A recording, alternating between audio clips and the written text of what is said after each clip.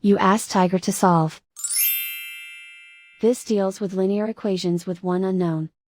The final result is m equals -9. Let's solve it step by step. Group all constants on the right side of the equation.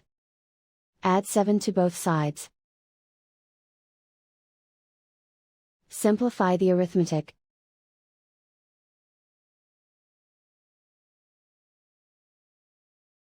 Isolate the m. Multiply both sides by 3. Group like terms. Multiply the coefficients.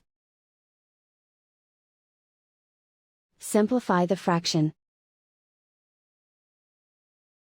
Simplify the arithmetic. And so the final result is m equals -9.